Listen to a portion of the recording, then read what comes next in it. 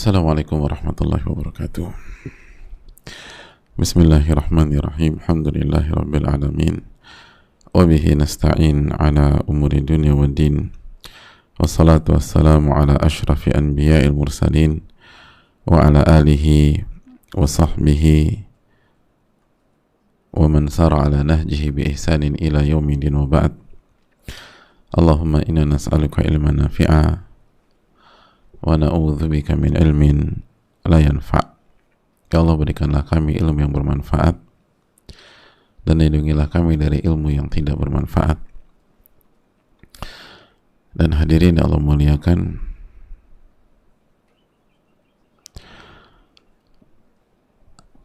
pada kesempatan kali ini marilah kita membuka dengan rasa syukur kita kepada Rabbul Alamin atas segala nikmat dan karunia yang Allah tidak henti-hentinya berikan kepada kita.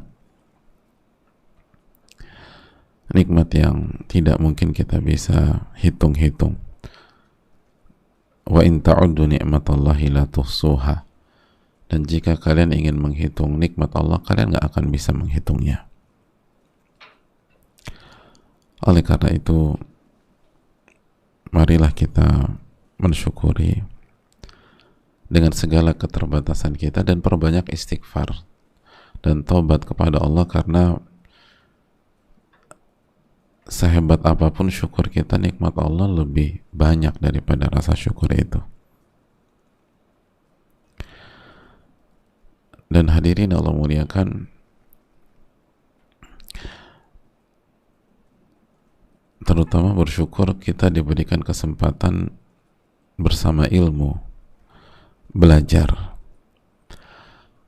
menunaikan kewajiban kita, karena Nabi SAW bersabda, talabul ilmi faridatun ala kulli muslim. Menuntut ilmu itu hukumnya wajib bagi setiap muslim, baik laki-laki maupun wanita, sebagaimana hadis yang dikeluarkan Al-Imam Ibnu Majah.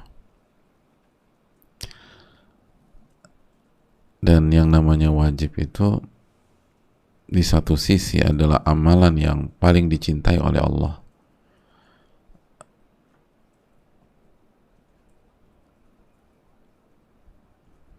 dan di sisi yang lain ketika kita nggak kerjakan berdosa, hadirin.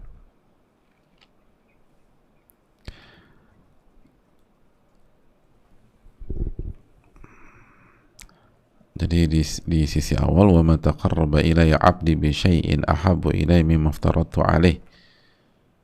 Allah berfirman dalam hadits qudsi, dan tidak ada ibadah yang digunakan untuk bertakarub kepadaku yang lebih aku cintai dibanding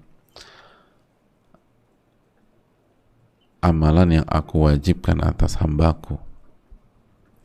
Tapi di sisi lain, kalau wajib itu nggak dikerjakan, kita dosa. Makanya bersyukurlah ketika kita diberikan kesempatan untuk terus belajar dan terus belajar. Dan semoga ilmu ini jadi ilmu yang bermanfaat.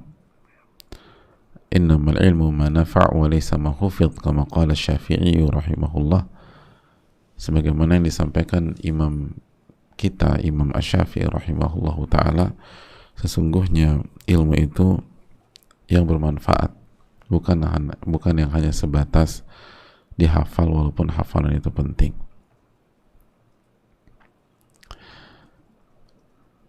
Itu yang perlu kita tanamkan bersama-sama. Maka marilah minta ilmu yang bermanfaat, lalu jaga syahadatain kita, la ilaha illallah wa anna muhammadur rasulullah. Dan marilah kita mengucapkan salawat dan salam, bersalawat dan salam kepada Rasulullah sallallahu alaihi wasallam. Allahumma salli wa sallim wa barik wa an'im ala nabiyyina wa rasulina sayyidina Muhammadin wa ala alihi wa sahbihi ajma'in. Hadirin, kita masuk ke hadis berikutnya, hadis yang baru, hadis Abu Hurairah. Kembali bersama Abu Hurairah tentang hak muslim yang harus ditunaikan oleh muslim yang lain. Mari kita bersama Al-Imam An-Nawawi Al-Imam Yahya bin Sharaf bin Murri Abu Zakaria rahimahullahu rahmatan wasi'ah, semoga Allah merahmati beliau dengan rahmat yang luas, dan semoga Allah merahmati keluarga, orang tua beliau, guru-guru beliau, orang yang beliau cintai, dan semoga Allah merahmati seluruh kaum muslimin, amin ya rabbal alamin. Beliau menyampaikan, wa an Abi Hurairah radhiyallahu ta'ala anhu anna Rasulullah sallallahu alaihi wasallam qala haqqul muslim 'alal muslimi khumsun. Hak muslim atas muslim yang lain itu ada 5. Raddus salam, menjawab salam. Wa iyadatul marid, dan menjenguk orang sakit.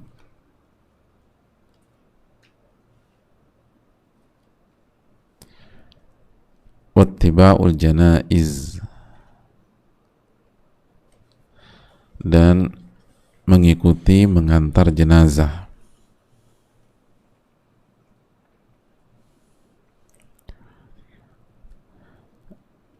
Wa ijabatu da'wah, dan menghadiri undangan.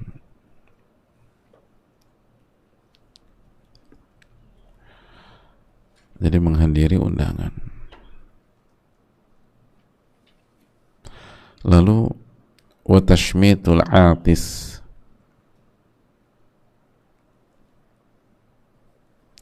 dan tashmit kepada orang yang bersin. Insyaallah nanti kita jelaskan apa itu tashmit. Tapi diterjemahkan ada dulu untuk sementara tashmitul atis, mengucapkan tashmit ketika atau bagi saudara kita yang bersin. Hadirin Allah muliakan, berapa tuh? 1, 2, 3, 4, 5. Dalam riwayat Imam Muslim, kita lanjutkan, Nabi SAW bersabda, haqqul muslim 'alal muslim sit. Hak muslim yang harus ditunaikan muslim yang lain itu ada 6. Bagaimana redaksinya? Idza laqitahu fasallim alaih. Jika engkau bertemu dengan dia, maka ucapkanlah salam. Wa idza da'aka fa'ajibhu. Jika Anda diundang, penuhi undangannya. Wa idza stansahaka fansah lahu. Jika dia minta nasihat, maka nasihati. Wa idza atasa fahamidallah fashammithu. Dan apabila dia bersin dan mengucapkan alhamdulillah, kalau dia bersin dan dia puji Allah, maksudnya mengucapkan alhamdulillah, maka bertashmitlah untuk dia. Wa idza marida fa'udhu. Jika sakit, maka jenguklah. Wa idza mata fattabi'hu. Kalau saudara Anda meninggal, maka ikuti dan antarkan jenazahnya ke kubur.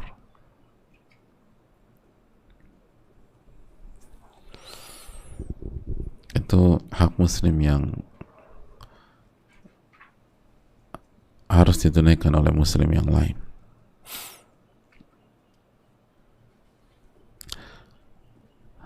Ada perbedaan nggak? Perbedaannya ada satu tambahan dan satu pelengkap lah, bukan perbedaan, pelengkap tentang salam dan nasihat. Coba kita bahas satu-satu dengan segala kelemahan dan kekurangan ilmu kita, dan semoga Allah SWT memberkahinya. Yang pertama, hadirin Allah muliakan, kata Nabi kita SAW, raddus salam. Jadi hak muslim yang harus ditunaikan oleh muslim lain itu, yang pertama raddus salam. Dan dalam riwayat Muslim, mengucapkan salam jika bertemu, mengucapkan salam ketika bertemu.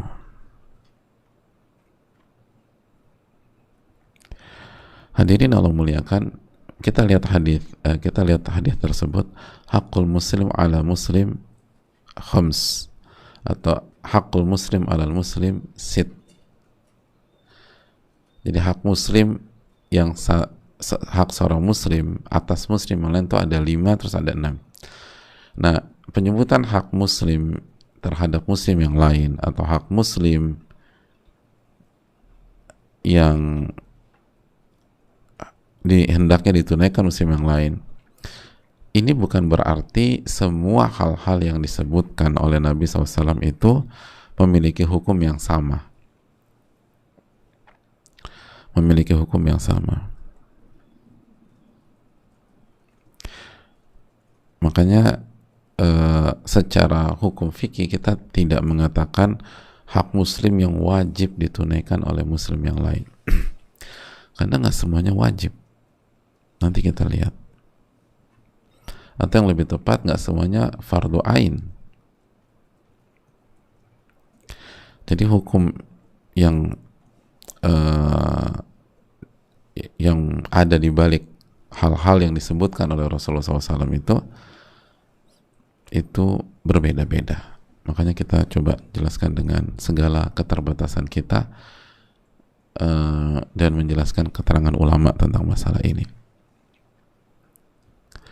Kita mulai, jadi itu poinnya. Nggak, ketika dikatakan hak muslim terhadap muslim yang lain bukan berarti semuanya hukumnya satu, sama, atau wajib, tapi harus diperinci.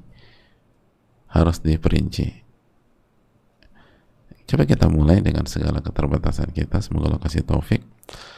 Nabi SAW bersabda dalam riwayat pertama, raddus salam,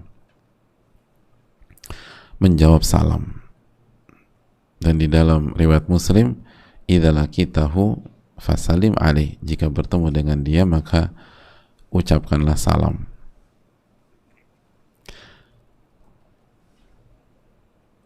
Hadirin yang semoga Allah muliakan, adapun memulai salam,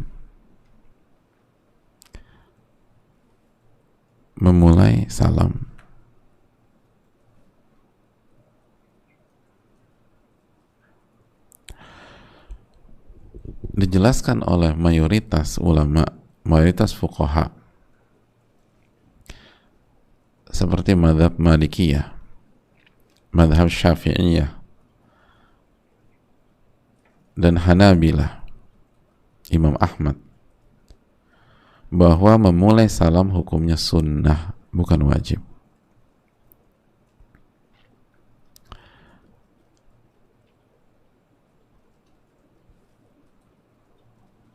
Hukumnya sunnah dan bukan wajib. Lihat itu tadi.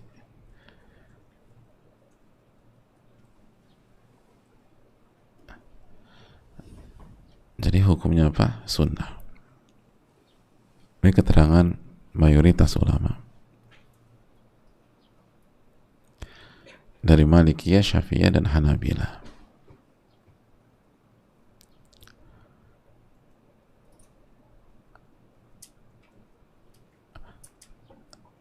Adapun menjawab salam, nah ini menjawab salam, hukumnya apa jamaah? Menjawab salam,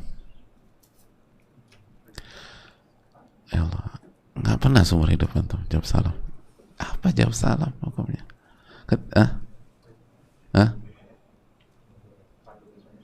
Apa jawab salam?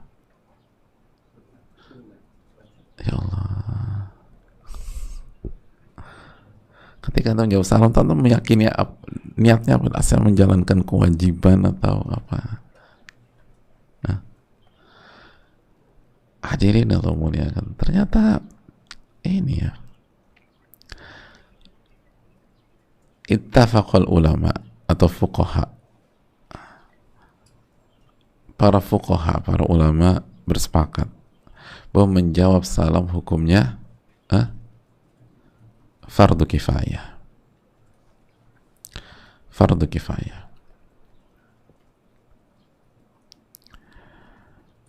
Artinya famata qama bihi wahidun min jama'atin ajza anha wa in tarakaha al-jami'u athimu. Kalau salah satu orang sudah menjawab, maka sudah gugur kewajiban bagi kelompok orang tersebut. Tapi kalau nggak ada yang jawab, semua dosa.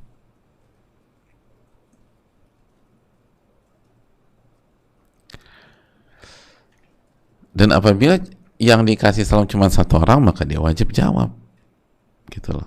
Karena nggak ada yang bisa jawab lagi kecuali dia, gitu loh. Jadi sekali lagi, ketika misalnya kita ada di forum, terus yang masuk atau memulai bicara, atau ketika kajian misalnya, terus disampaikan Assalamualaikum warahmatullahi wabarakatuh kepada forum, dan forum isinya 50 orang. Ternyata yang jawab cuma satu orang, Waalaikumsalam warahmatullahi wabarakatuh. Yang lain 49 diam. Maka yang lain dosa apa enggak? Enggak dosa. Enggak dosa. Tapi kalau semua diam 50-50-nya, dosa. Tapi kalau kita mengucapkan salam kepada satu orang, dia cuma sendiri nih, terus kita Assalamualaikum warahmatullahi wabarakatuh, dan dia diam, maka dia dosa. Karena nggak ada yang jawab, nggak ada yang bantu dia jawab. Jadi itu yang dimaksud fardu kifayah. Jelas hadirin. Sedangkan mengucapkan salam atau memulai salam, hukumnya apa tadi? Sunnah menurut keterangan mayoritas para ulama. Dan diantaranya mazhab Syafi'iyah.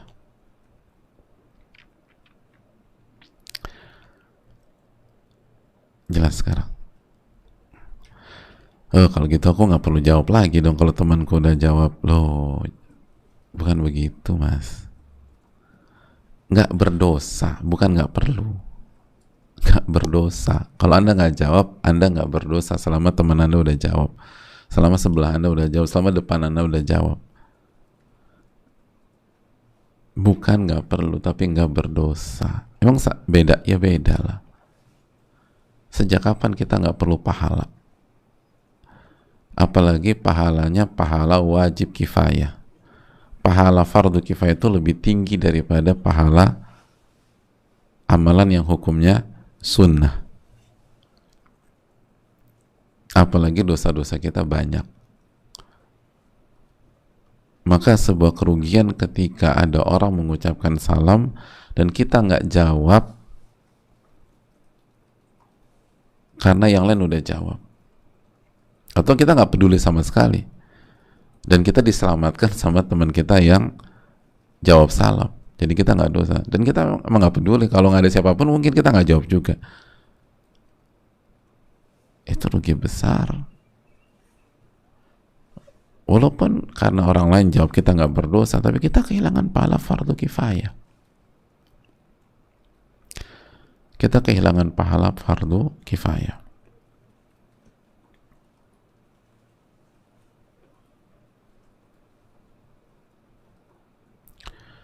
Kehilangan pahala fardu kifayah.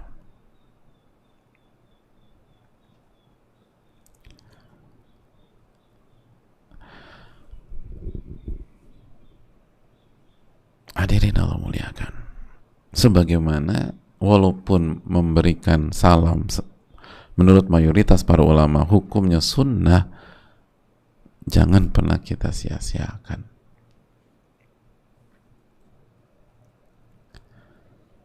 Jangan pernah diremehkan. Dan kita sudah tekankan masalah ini ketika kita mengkaji apa? Gue lupa ya, di kitab Tadkiyatus Sami karya Al-Imam Ibnu Jama'ah Asy-Syafi'i.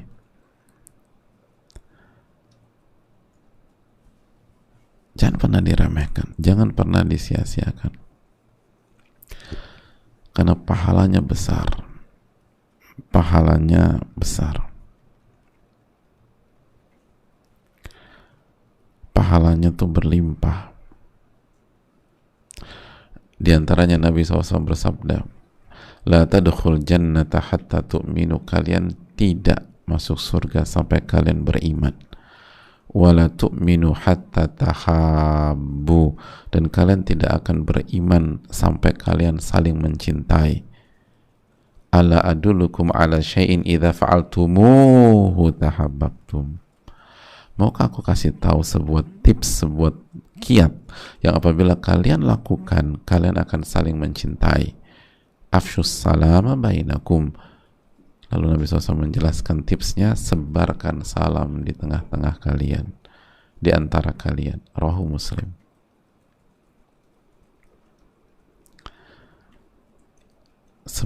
Kalian tidak masuk surga sampai kalian beriman. Kalian gak beriman dengan benar sampai kalian saling mencintai.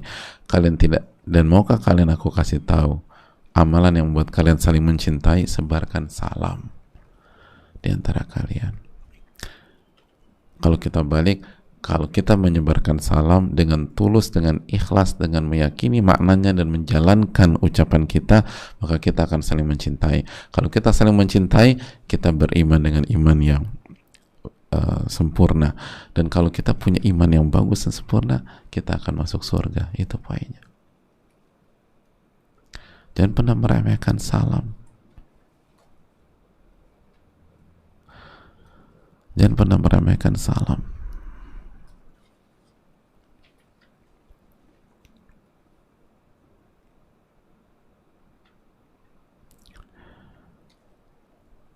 Gitu hadirin. Belum lagi pahalanya banyak hadirin. Pahalanya banyak. Suatu ketika dalam hadis Imran bin Husain, ada seseorang datang ke Rasulullah SAW dan mengucapkan Assalamualaikum. Lalu Nabi SAW jawab salamnya, Waalaikumsalam. Jadi beliau jawab salamnya, thumma jalasa, lalu beliau duduk. Faqala Nabi SAW, Ashar, 10.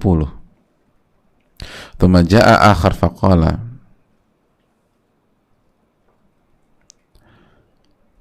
lalu ada orang lain yang mengucapkan Assalamualaikum warahmatullah. Faradda fajalas.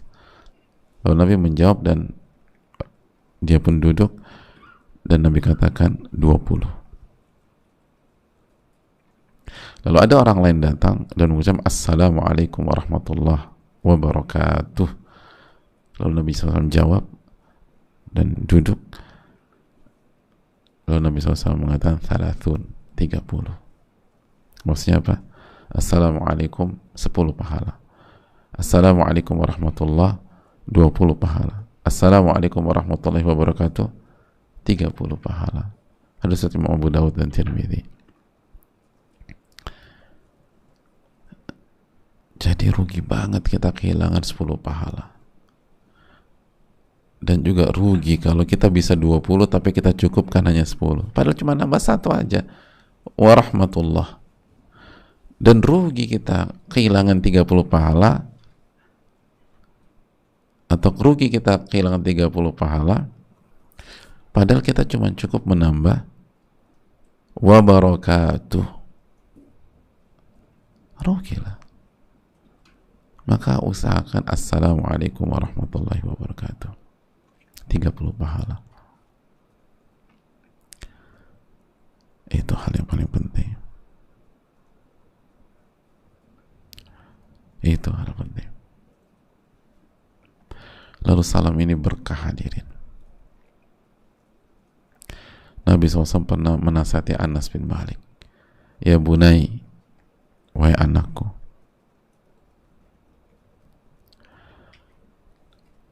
idza dakhalta ala ahlik fasallim. Jika engkau mendatangi keluargamu, masuk ke rumah, ketemu keluarga, fasallim, maka ucapkan salam. Yakun barakah alaika wa ala ahli baitik. Maka akan ada keberkahan bagimu dan bagi keluargamu. Hadis riwayat Imam Tirmidzi.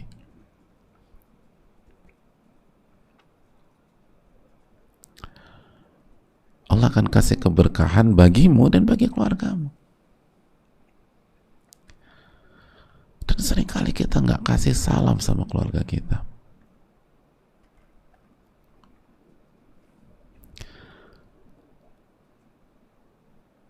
Kalau sebagian kita berpikir, kapan terakhir saya kasih salam buat istri saya? Jangan sampai jawabannya 3 bulan yang lalu, setahun yang lalu.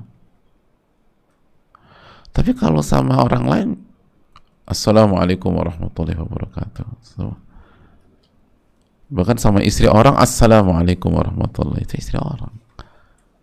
Ini gimana istri sendiri? Sama anak orang, Assalamualaikum warahmatullahi wabarakatuh. Nah, anak sendiri nggak, sini. Papa pulang, cium tangan. Lu salam dulu, hadirin.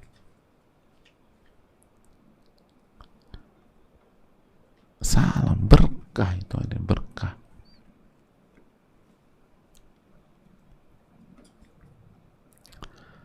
Salam itu berkah.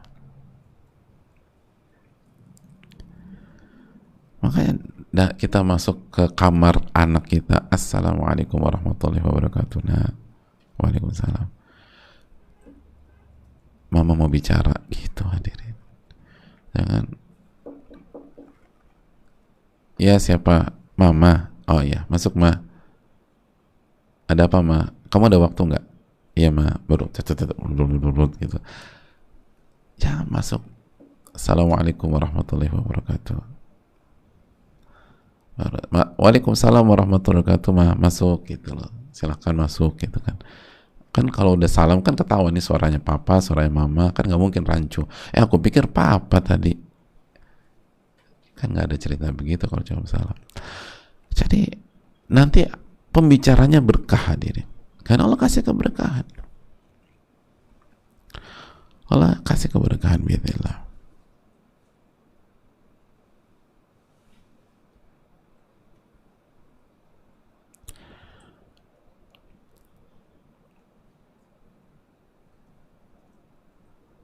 Gitu hadirin. Dan salam juga tuh sebab diampuni dosa. Dalam riwayat Nabi SAW bersabda, Inna min mujibatil maghfirah badlas salam. Inna min mujibatil maghfirah badlas salam wa husnal kalam. Hadis Tabrani. Sesungguhnya di antara hal-hal yang pasti mendapatkan ampunan dari Allah terhadap dosa-dosa kita adalah menyebarkan salam dan bicara yang baik, husnul kalam.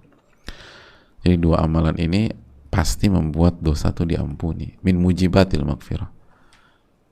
Dua amalan ini pasti membuat kita diampuni. Badlas salam, sebarkan salam. Dan yang kedua, husnul kalam, berbicara yang baik. Berbicara yang baik.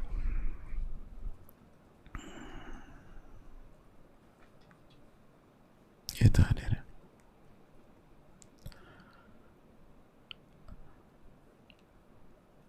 Dan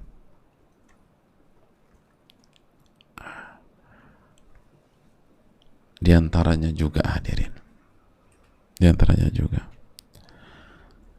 kita tahu hadis Abdullah bin Salam, bagaimana Nabi SAW mengarahkan, memerintahkan, mendidik para sahabatnya. Kata Nabi SAW, ya ayuhan nas, wahai manusia, afshus salam, sebarkan salam, wat'imut ta'am, dan berilah makan, wasallu bil laili wan nasu niyam, dan salatlah di waktu malam di saat manusia tertidur. Jadi salat malamlah ketika manusia tidur. Tadkhul jannata bisalam, niscaya kalian masuk surga dengan selamat. Masuk surga dengan selamat. Itu hadirin.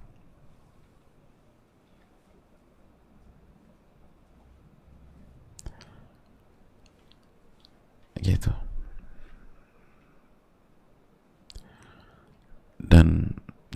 riwayat juga Nabi SAW mengatakan bahwa orang yang nggak menyebarkan salam itu orang yang sangat pelit, hadirin, sangat pelit. Kata Nabi SAW dalam hadis Abu Hurairah, dikeluarkan At-Tabrani atau diriwayatkan At-Tabrani rahimahullah, a'jazun nasi man ajiza fid du'a. Orang yang paling lemah adalah orang yang lemah untuk berdoa atau pada saat berdoa. Jadi kalau doa tuh sebentar, lemah, itu orang paling lemah. Wong doa aja kok susah, tinggal minta gratis gitu. Allah senang kalau kita berdoa. Nah, kok cuma sebentar doanya? Kok nggak serius doanya? Mbak, kok cuma sebentar? Mas, sebentar. Iya, bingung mau doa apa lagi? Kok bingung itu loh mau doa apa lagi? Oh, masalah kita banyak. Makanya a'jazun nasi man ajiza fid du'a. Selemah-lemah orang itu yang lemah dalam berdoa. Wa abkhalun nasi man bakhila bisalam. Dan orang yang paling pelit ada orang yang pelit dalam menyebarkan salam. Itu. Yang paling pelit, yang pelit dalam menyebarkan salam. Itu, hadirin.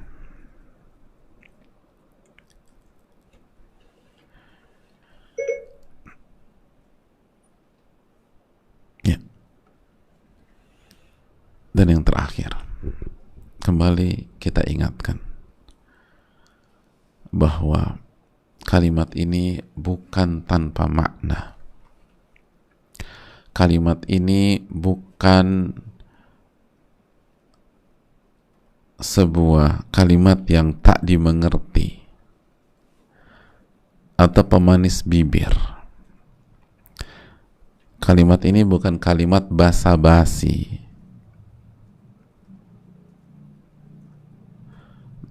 Tapi kalimat ini mengandung makna. Dan ketika kita tidak mengucapkan dengan menghayati maknanya, maka yang terjadi apa yang sering kita lihat.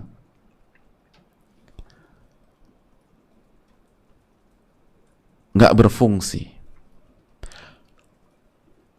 Padahal dia tuh kalau mau nyerang di grup tuh dia ucapkan salam dulu loh mas, gitu. Baru dia sudutkan beberapa orang di grup WA kita. Tapi dia ucapkan salam. Kok nggak ada suasana saling mencintai ya? Kata Nabi SAW, kalau mengucapkan salam itu kita saling mencintai.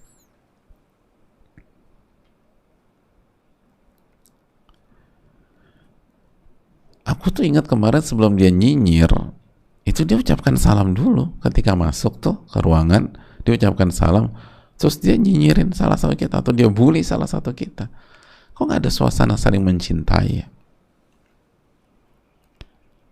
Itulah yang terjadi ketika kita mengucap salam tanpa makna.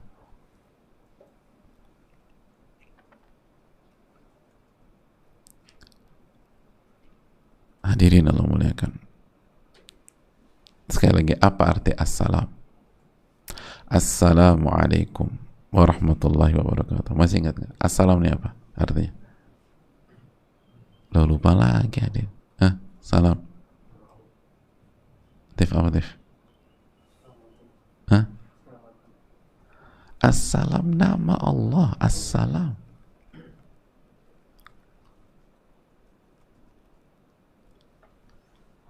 Yang maha selamat dan menyelamatkan. Jadi kita mendoakan orang tersebut agar selamat. Warahmatullah, dan mendapatkan rahmat Allah. Wabarakatuh, dan diberikan kebaikan dan keberkahan dari Allah. Ini bukan ngasal. Ini kita nyebut nama Allah Subhanahu wa ta'ala.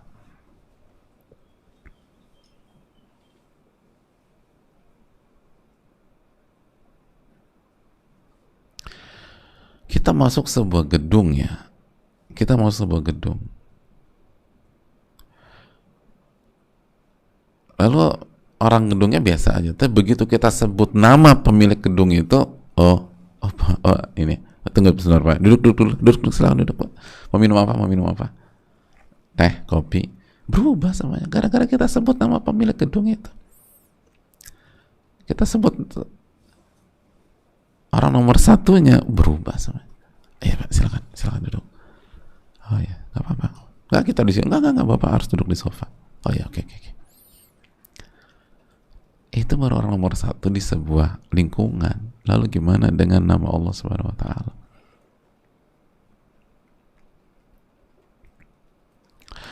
Makanya Sufyan bin Uyainah rahimahullah, nama besar ulama,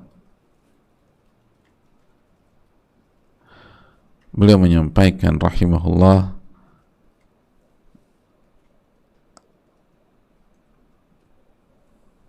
ucapan assalamualaikum itu artinya anta minni salim. Kata Sufyan bin Uyainah rahimahullah, artinya engkau selamat dari saya. Wa ana minka salim, dan saya selamat dari Anda.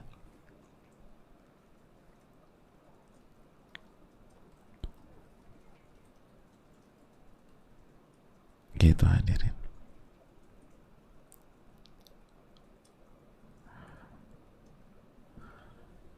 Makanya beliau mengatakan,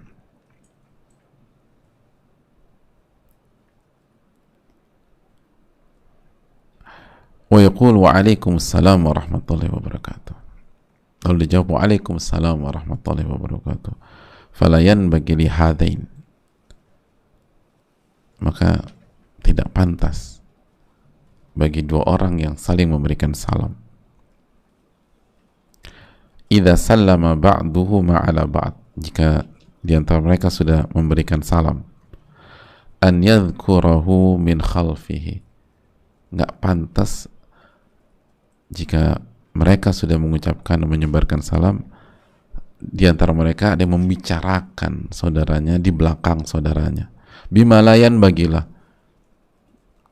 dengan hal-hal yang tidak selayaknya, min ghibah au ghairiha, dari ghibah dan lain-lain. Gak pantas, gak nyambung, bertentangan dengan kalimat yang kita baca, gak jujur. Kalau kita bisa, kita berkata semoga Allah kasih selamatan buat engkau, lalu beberapa waktu kemudian dia gak selamat dari lisan kita, berarti kan gak jujur kita kalau bicara itu. Dia nggak selamat dengan perbuatan kita, dia nggak selamat dari pikiran jahat kita, dia nggak selamat dari kepentingan kita.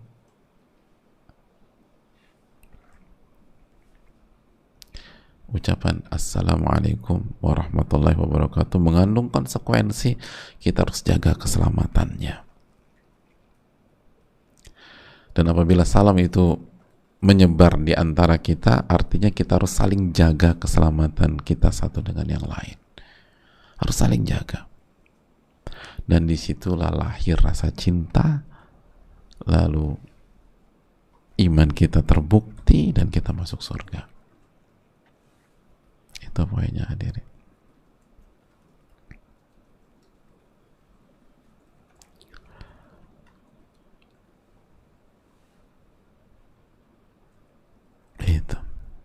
Itu penting.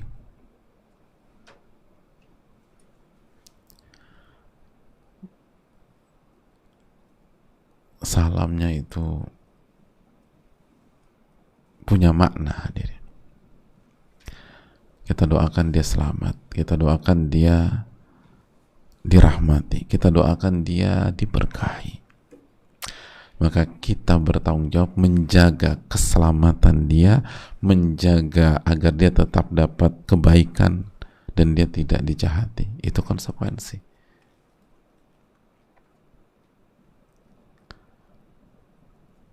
Maka sekali lagi terus tingkatkan kuantitas dan kualitas salam kita. Terus upaya untuk mengucapkan salam dan resapi assalamualaikum warahmatullahi wabarakatuh. Maka bicara ucapannya juga benar, pronounnya juga benar. Assalamualaikum warahmatullahi wabarakatuh. Apalagi assalam itu nama Allah. gitu loh. Nah, mulai sekarang benerin, dibenarkan, dihayati, dan yakin ini ada konsekuensi. Dan ingat tanda orang munafik, ayatul munafiki thalath, idza haddatsa kadzaba. Tanda orang munafik ada 3, kalau dia bicara dia bohong. Jangan sampai kita bohong ketika mengucapkan salam. Jangan sampai kita bohong saat kita mengucapkan salam.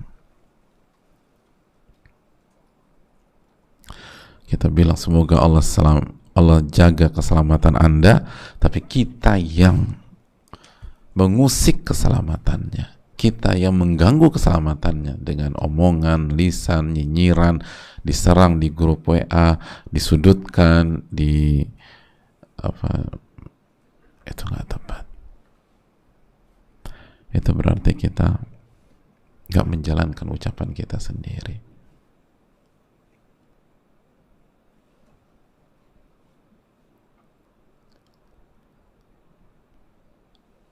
Hadirin Allah muliakan, saya rasa cukup sampai di sini. Semoga kita bisa memperbaiki kualitas salam kita, dan semoga Allah menjaga keselamatan kita semua, dan semoga yang sedang sakit diberikan taufik untuk bisa bersabar, dan semoga Allah sembuhkan, dan semoga yang sehat diberikan taufik untuk selalu bersyukur kepada Allah. Subhanakallahumma wa bihamdika, asyhadu an la ilaha illa anta, astaghfiruka wa atubu ilaik. Assalamualaikum warahmatullahi wabarakatuh.